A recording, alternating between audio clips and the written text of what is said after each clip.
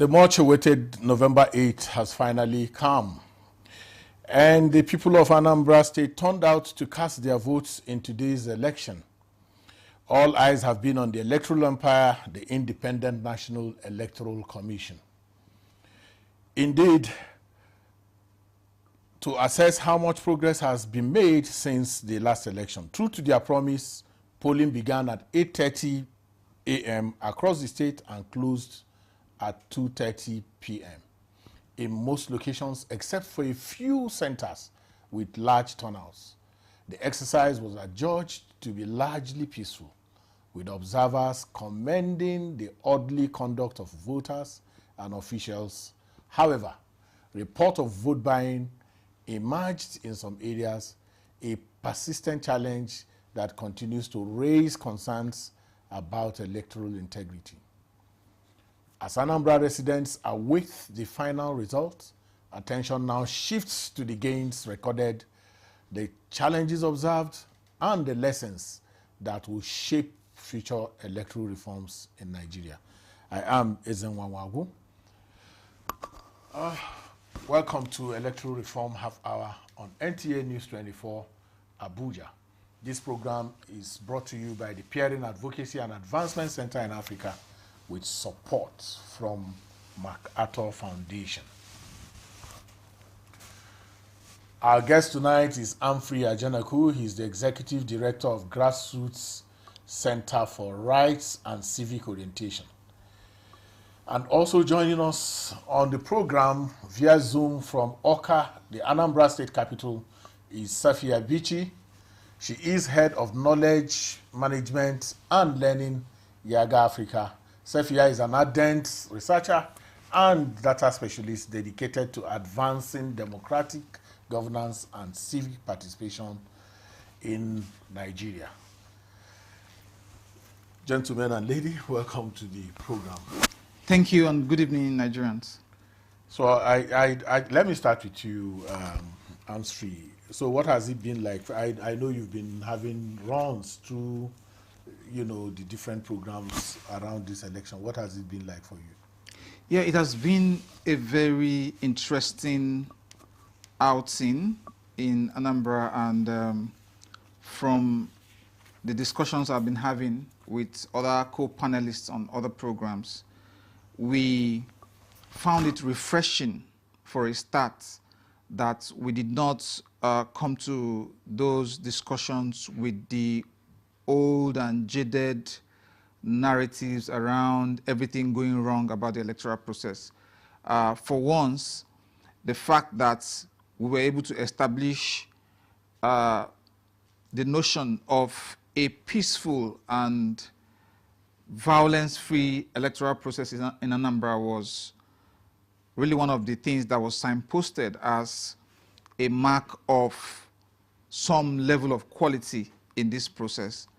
And the fact that many of the voters actually expressed that whole notion that this is one of the very few elections they've experienced where things seem to work seamlessly, the technology was working, the perennial issue of late arrival of materials did not really rear its head in this election. And so it was more of positive vibes, from I'm going to come to you. Let me see if I can get to talk with Safia in Awka. If Safia is available now. Safi, how has it been? How will you assess the logistical preparations, opening of polls, generally the general coordination of today's exercise? How will you assess it? Thanks for having me. I will first of all say that in terms of the security environment in the state and around the election period, I will say that it's relatively calm. But in terms of the arrivals and opening of polls, we've recorded that INEC arrive at their polling units. INEC official arrive at their assigned polling unit by 7:30 in 49% of the polling unit we've observed, though it's a significant increase from 28% and 17% in 2007 and 2001. but you agree with me that this is still below 50% of polling units, which we also should not over encourage or ask INEC to relax. Where if it was up to 75%, we would have said yes, 75% is an A, but below 50%, which is 49%, shows that we still have not dealt with these challenges of logistics. INEC have told us that a few days to elections that was on Tuesday during the stakeholders meeting that 11 out of the 13 activities on the INEC calendar has been thick as usual, and by Thursday, 12 out of 13 have been thick. So if we've ticked all the boxes, I think we should have done better. The only difference is that this time around we didn't hear that NURT and all the logistics company, they usually engage holding them hostage, as we've usually heard. But we think that INEC could do better. They've done a lot. They've done better than what they had.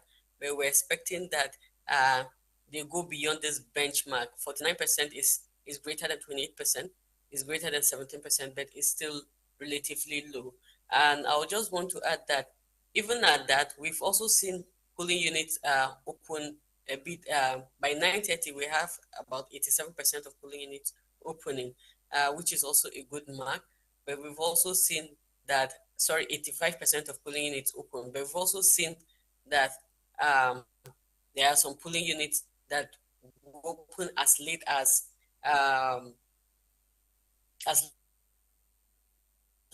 10:30 and even beyond 10:30, between 10:30 and 12 polling units. We saw 5% of our polling units were opening between 10:30 to 12, which is also too late. But the election is going on, went on pretty well in terms of the security environment.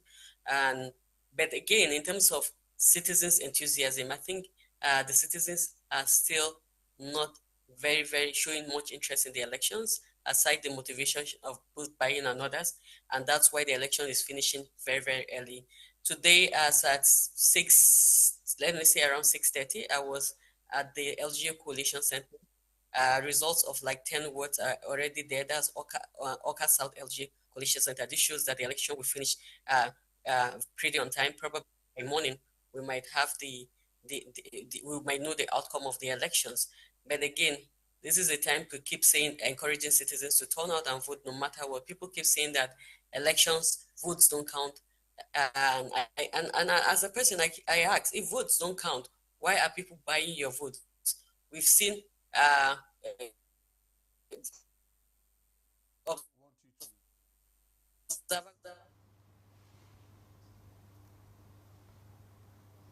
Okay, so there is just a little challenge with our connection with Sefi.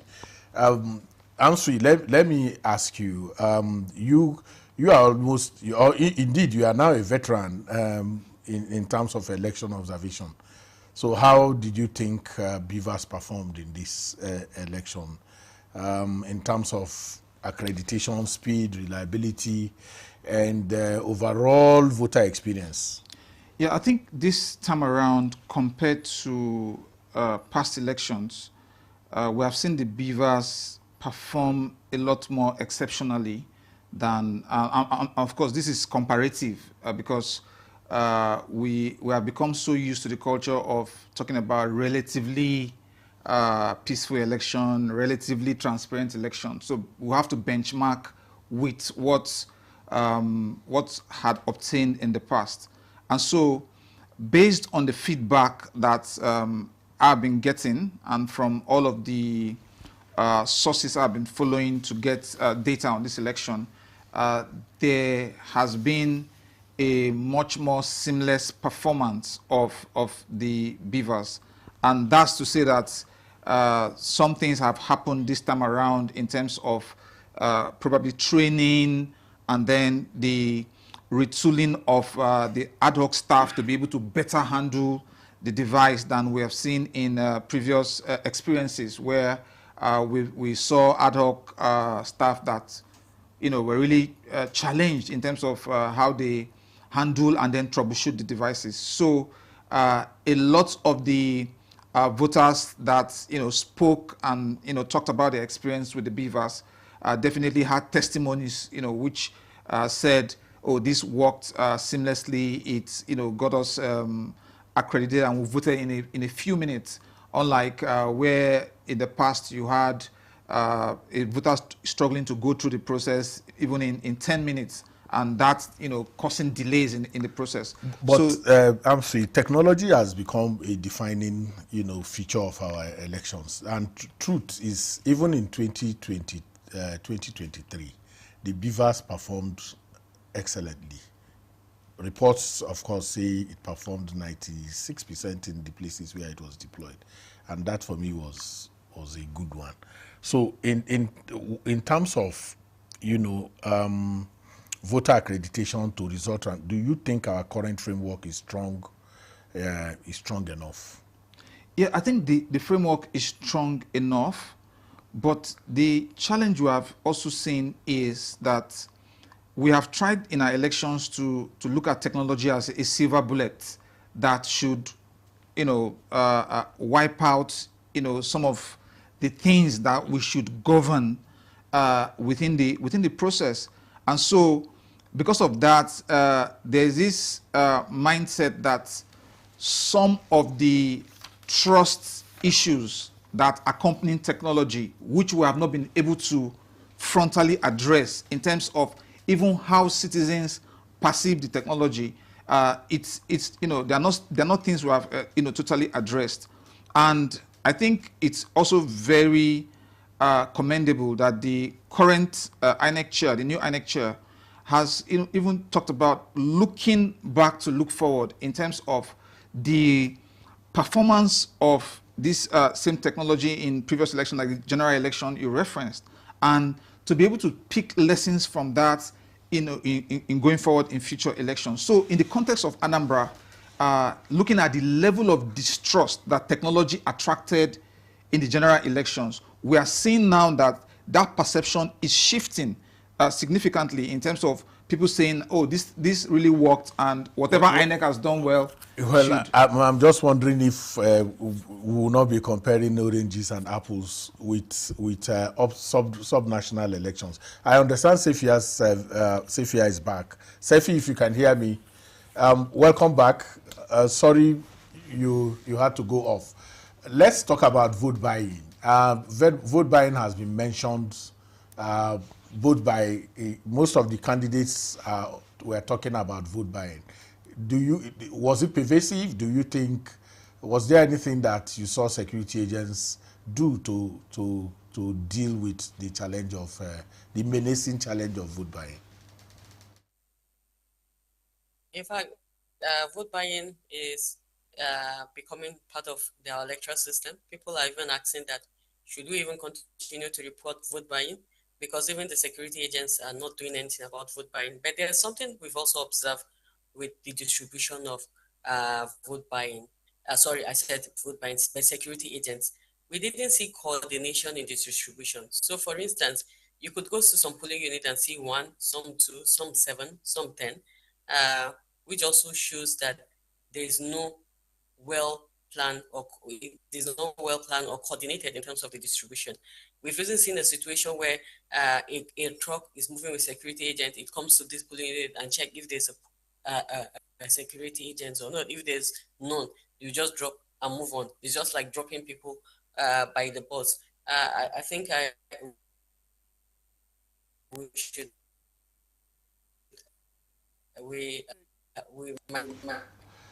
We'll go on a short break. When we return, electoral reform half hour will return.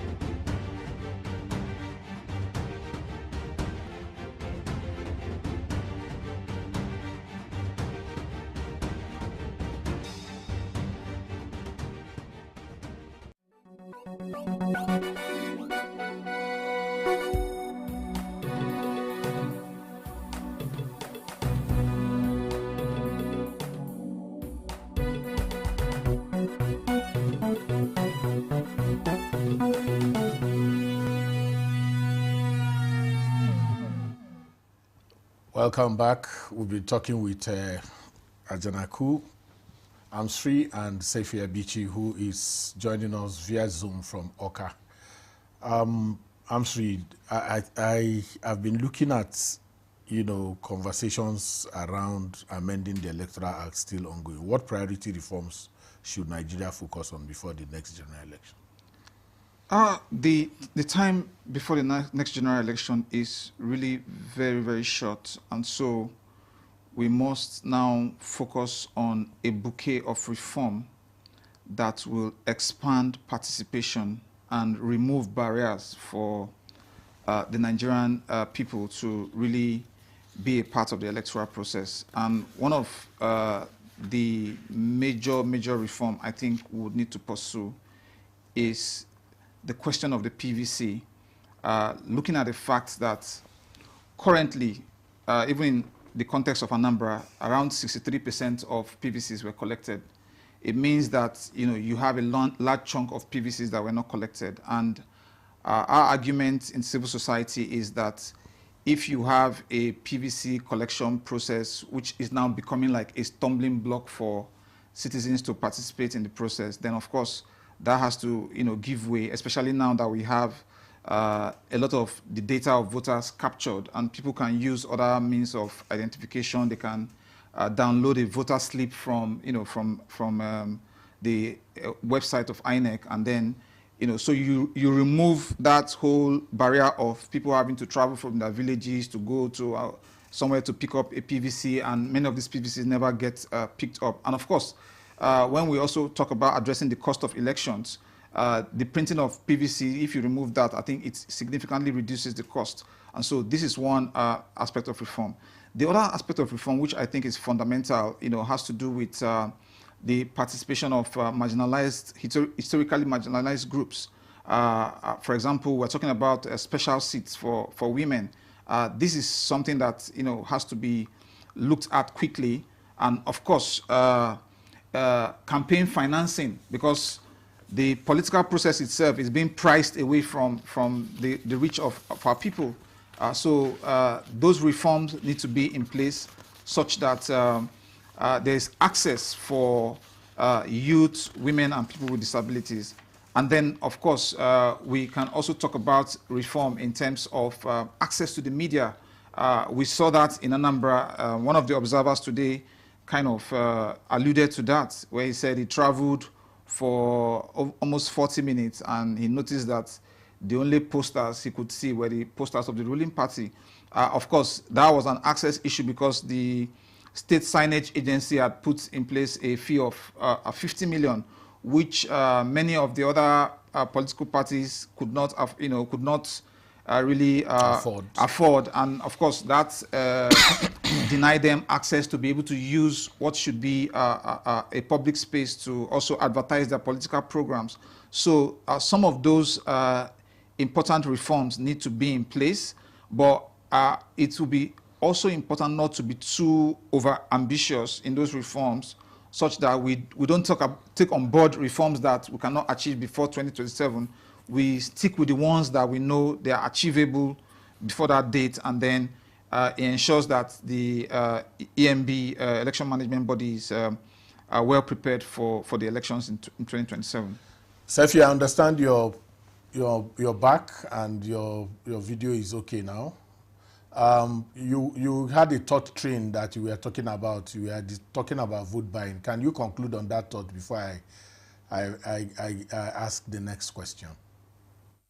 Yes, so I was just saying that vote buying is becoming a trend in our electoral process, and it's really undermining the legitimacy of the process. We need to do something about it, and we also need to counter this argument that is discouraging people, especially young people, from voting by saying that the votes don't really count. And I dare to say that if votes don't count, why are people buying their votes. We know that this is we know that the politicians knows that the vote counts, and that's why they're buying the vote. And not participating or voting in elections is also voting indirectly. And I believe that this narrative is sometimes projected by even some members of political class, so that it will also reduce their. It's just like reducing the demands on them. So if you don't turn out to vote, they don't also need to pursue you, and it might give them an advantage over their opponents. So that's just what I wanted to say, that votes count, but vote buying, we need to do something about vote buying in the Nigerian system, and is the lack of trust in the system that is also leading to what we're seeing. Safi, we are running on the home stretch. Very quickly, there has been, 2021, there has been a lot of conversation about turnout, 10% turnout. But my view was that 2021 was war in terms of what happened around that election. How do you assess? Well, let me quickly get back to you, Amsri. Where are we in terms of turnout?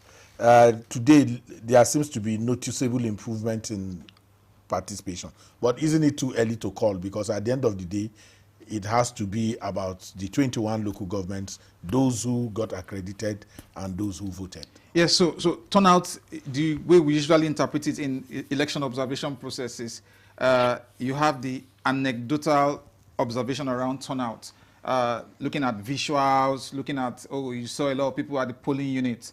Of course, I think if we are to go by that anecdotal way of looking at it, then the turnout today in a lot of areas looked impressive.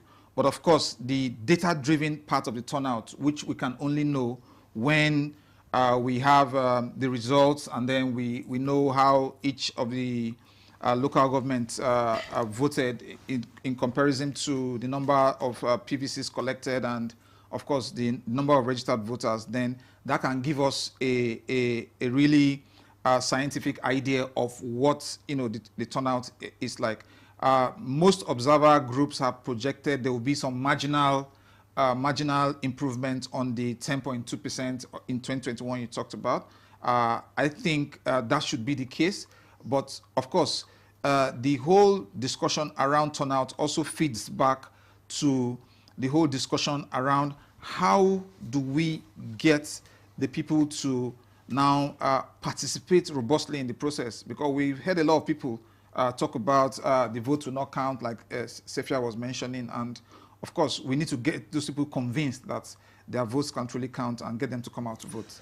Thank you. This is where we draw the curtain on this episode of Electoral Reform Half Hour. And we want to especially thank Janaku Amsri, Executive Director, Grassroots Center for Rights and Civic Orientation.